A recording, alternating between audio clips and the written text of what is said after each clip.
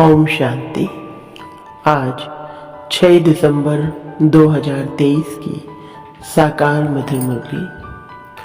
आज की मधुर मुरली के सार में मीठे मीठे बाप दादा ने कहा, मीठे बच्चे, मैं तुम्हें फिर से राजयोग सिखलाकर राजाओं का राजा बनाता हूँ। इस फिर से शब्द में ही सारा चक्र समाया हुआ है। प्रश्न, बाप भी प्रबल है तो माया भी, दोनों की प्रबलता क्या है? उत्तर, बाप तुम्हें पतित से पावन बनाते, पावन बनाने से बाप प्रबल है। इसलिए बाप को पतित पावन सर्वशक्तिमान कहा जाता है। माया फिर पतित बनाने में प्रबल है। सच्ची कमाई में ग्रहचारी ऐसी बैठती है जो फायदे के बदले घाटा हो जाता है। विकारों के पीछे माया तवाई बना देती है। इसलिए बाबा कहते, बच्चे, देही अभिमानी बनने का पुरुषार्थ करो। गीत, हमें उन राहों पर चलना है। ओम शांति। तुम बच्चों को किन राहों पर चलना है, जरूर राह बताने वाला होगा। मनुष्य रॉन्ग रास्ते पर चलते हैं तब तो दुखी होते हैं। अभी कितने दुखी हैं क्योंकि उनकी मत पर नहीं चलते, सब उल्टी मत पर चलते आए हैं। जब से उल्टी मत देने वाले रावण का राज्य शुरू हुआ है, बाप समझाते हैं तुम इस समय रावण की मत पर हो। तब हर एक का ऐसा बुरा हाल हुआ है। सब अपने को पतित कहते भी हैं। गांधी बापू जी भी कहते थे, पतित पावन आओ। गोया हम पतित हैं, परंतु कोई भी समझते नहीं कि हम पतित कैसे बने हैं। चाहते हैं भारत में राम राज्य हो, परंतु कौन बनाएगा? गीता में बाप ने सब बातें समझाई हैं, परंतु गीता के भगवान का नाम ही उल्टा लगा दिया है। बाप समझाते हैं तुमने क्या कर दिया है।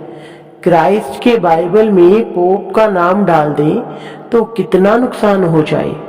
यह भी ड्रामा है। बाप बड़े से बड़ी भूल समझाते हैं। यह आदि मध्य अंत का ज्ञान गीता में है। बाप समझाते हैं, मैं तुमको फिर से राजाओं का राजा बनाता हूँ। तुमने 84 जन्म कैसे लिए यह तुम नहीं जानते हो, हम बताते हैं। यह कोई भी शास्त्र में नहीं है। शास्त्र तो अनेक हैं, भिन्न भिन्न मतें हैं। गीता माना गीता, जिसने गीता गाई है उसने ही राय दी है। कहते हैं मैं तुमको राजयोग सिखाने फिर से आया हूँ। तुम पर माया का परछाया पड़ गया है, अभी फिर से मैं आया हूँ। गीता में भी कहते हैं, हे भगवान, फिर से गीता सुनाने आओ, अर्थात फिर से गीता की नॉलेज दो। गीता में ही यह बात है कि आसुरी सृष्टि का विनाश और दैवी सृष्टि की स्थापना फिर से होती है। फिर जरूर कहेंगे गुरु नानक फिर से आएगा अपने समय पर। चित्र भी दिखाते हैं, श्री कृष्ण भी फिर से वही मोर मुकुट वाला होगा। तो यह सब राज गीता में है, परंतु भगवान को बदल दिया है। हम ऐसे नहीं कहते कि गीता को नहीं मानते, परंतु उसमें जो यह उल्टा नाम मनुष्यों ने डाल दिया है, उसको बाप आकर के सीधा करके समझाते हैं। यह भी समझाते हैं हर एक आत्मा में अपना अपना पाठ नूंधा हुआ है। सब एक समान नहीं हो सकते। जैसे मनुष्य माना मनुष्य, वैसे आत्मा माना आत्मा, परंतु हर एक आत्मा में अपना पार्ट भरा हुआ है। यह बातें समझाने वाला बड़ा बुद्धिमान चाहिए। बाप जानते हैं कौन समझा सकते हैं, कौन सर्विस करने में समझदार है, किसकी लाइन क्लियर है। देही अभिमानी रहते हैं, सब तो परिपूर्ण देही अभिमानी नहीं बने हैं। यह तो अंत में रिजल्ट होगी। इम्तिहान के दिन जब नजदीक होते हैं तो मालूम पड़ जाता है कौन कौन पास होंगे।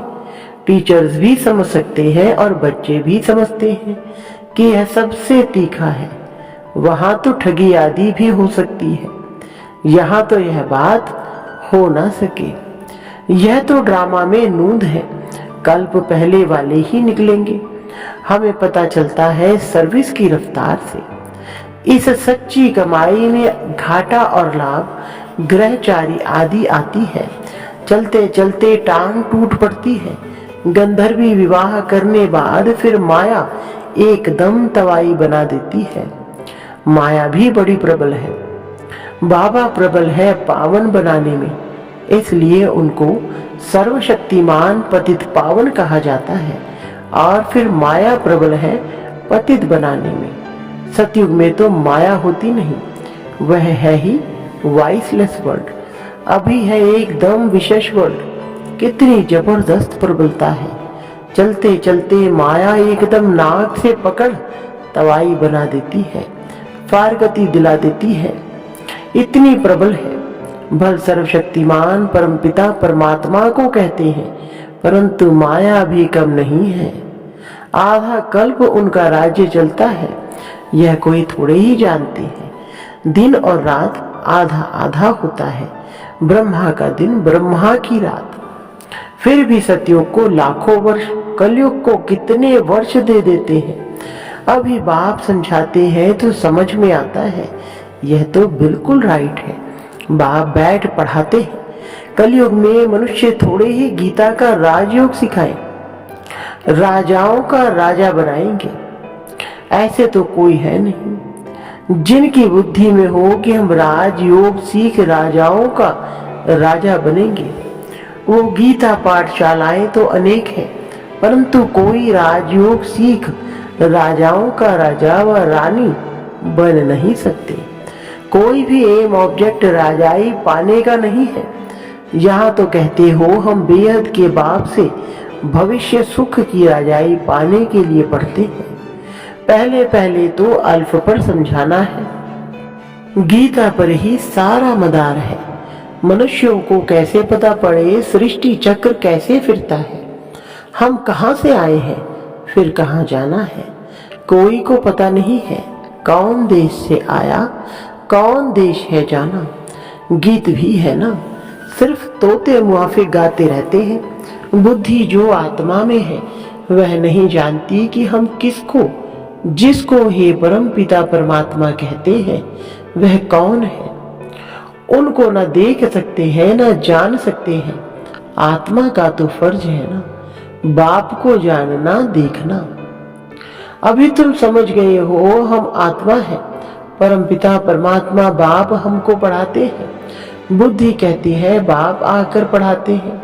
जैसे किसकी आत्मा को बुलाते हैं तो समझते हैं ना कि उनकी आत्मा आई है, तो तुम समझते हो हम आत्मा है, हमारा वह बाप है। बाप से जरूर वर्षा मिलना चाहिए।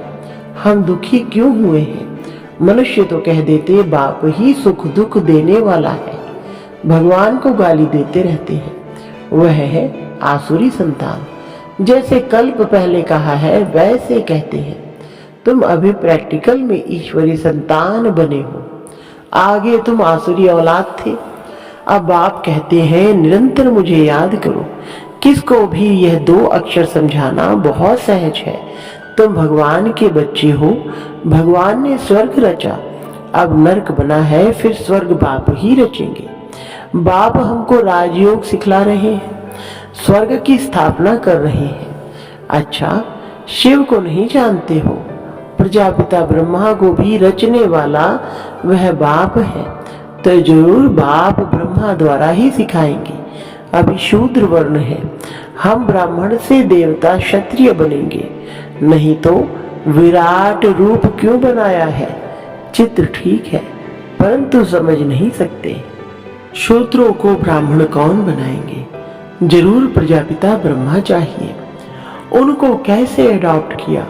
जैसे तुम कहते हो यह मेरी स्त्री, उनको मेरी कैसे बनाया, अडॉप्ट किया। बाप कहते हैं मुझे भी माता पिता कहते हो, मैं बाप तो हूँ, मेरी कहाँ से लाऊं? तो इनमें प्रवेश कर इनका नाम ब्रह्मा रखता हूँ। स्त्री अडॉप्ट की जाती है, जैसे लौकिक बाप स्त्री को अडॉप्ट कर कुख वंशावली रचते हैं। बाबा ने फिर इनमें प्रवेश कर इनको अडॉप्ट कर इनके मुख द्वारा मुख वंशावली बनाई है। तुम कहते हो हम ब्राह्मण ब्राह्मणियां हैं, जरूर इनका ही नाम ब्रह्मा है। ब्रह्मा किसका बच्चा? शिव बाबा का। इनको किसने अडॉप्ट किया? बेहद के बाप ने। दृष्टांत बड़ा अच्छा है, परंतु जिसकी बुद्धि में बैठा होगा वह समझा सकेंगे। बुद्धि में नहीं होगा तो उनको समझाने आएगा ही नहीं। लौकिक और पारलौकिक बाप तो है ना, वह भी स्त्री को अडॉप्ट कर मेरी कहती है, यह फिर इनमें प्रवेश कर अडॉप्ट करते हैं। खुद कहते हैं मुझे निराकार को इनका आधार लेना पड़ता है, तो नाम भी बदली करता हूँ। एक ही एक टाइम कितनों के नाम रखें? नाम की लिस्ट भी तुम्हारे पास होनी चाहिए। प्रदर्शनी में नाम की लिस्ट भी दिखानी चाहिए। बाबा ने कैसे एक ही समय दो नाम रखे? बाबा ने हमको अपना बनाया तो नाम बदलाया। उनको भृगु ऋषि कहते हैं। जन्म पत्री तो भगवान के पास ही है। वंडरफुल नाम है। अब सभी तो है नहीं, कोई तो आश्चर्यवंत भागंती हो गए। आज है कल है नहीं। नंबर 1 दुश्मन है काम। यह काम विकार बहुत तंग करता है, उस पर जीत पानी है। गृहस्थ व्यवहार में इकट्ठे रहकर उन पर जीत पानी है। यह है प्रतिज्ञा। अपनी वृत्ति देखनी है, कर्मेंद्रियों से विकर्म नहीं करना है। तूफान तो सबको आते हैं, इसमें डरना नहीं है। बाबा से बहुत बच्चे पूछते हैं यह धंधा करे व नहीं करे। बाबा लिखते हैं मैं तो कोई तुम्हारे धंधे आदि को देखने आया हूँ क्या? मैं तो टीचर हूँ पढ़ाने के लिए। धंधे की बात हमसे क्यों पूछते हो? मैं तो राजयोग सिखाता हूँ। रुद्र यज्ञ भी गाया हुआ है, श्री कृष्ण यज्ञ नहीं। बाप कहते हैं लक्ष्मी नारायण में यह सृष्टि चक्र का ज्ञान ही नहीं। अगर यह मालूम हो कि 16 कला से फिर 14 कला बनना है तो उसी समय ही राजाई का नशा उड़ जाए। वहां तो है ही सदगति। सदगति दाता तो एक है, वही आकर युक्ति बताती है, दूसरा कोई बतला न सके।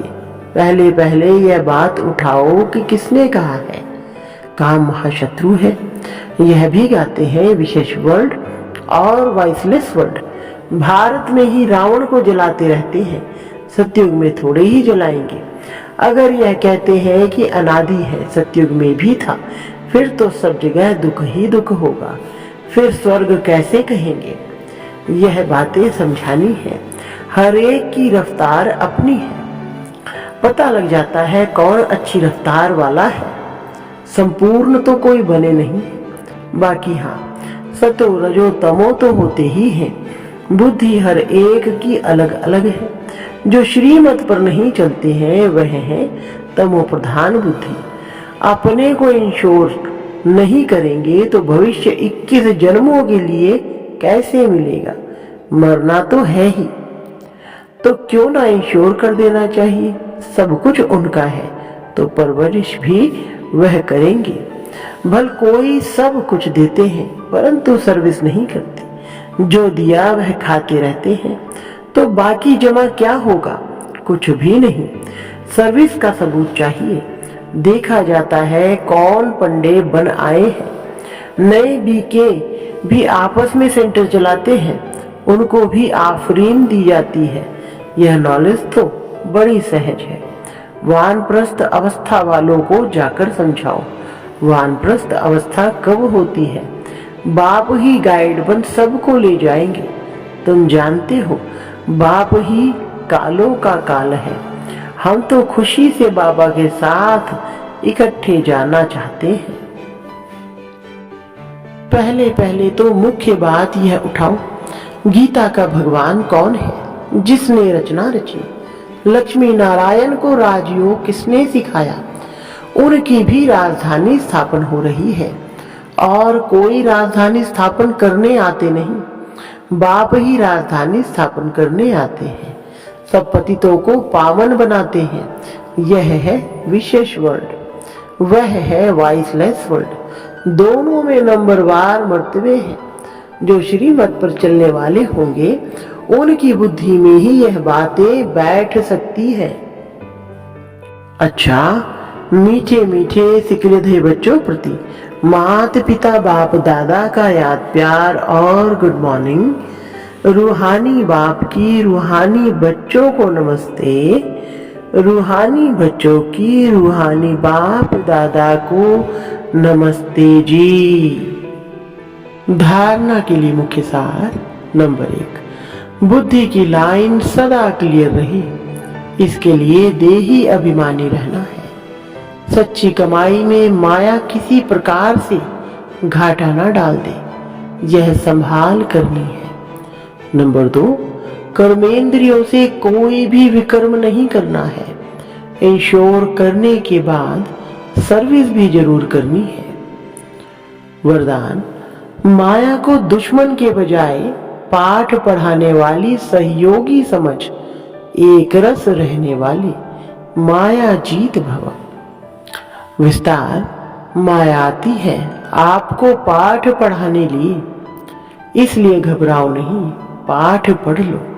कभी सहनशीलता का पाठ, कभी शांत स्वरूप बनने का पाठ पक्का कराने के लिए ही माया आती है। इसलिए माया को दुश्मन के बजाय अपना सहयोगी समझो, तो घबराहट में हार नहीं खाएंगे। पाठ पक्का करके अंगद के समान अचल बन जाएंगे। कभी भी कमजोर बन माया का आवाहन नहीं करो, तो वह विदाई ले लेगी। स्लोगन, हर संकल्प में दृढ़ता की महानता हो तो सफलता मिलती रहेगी। अच्छा, ओम शांति।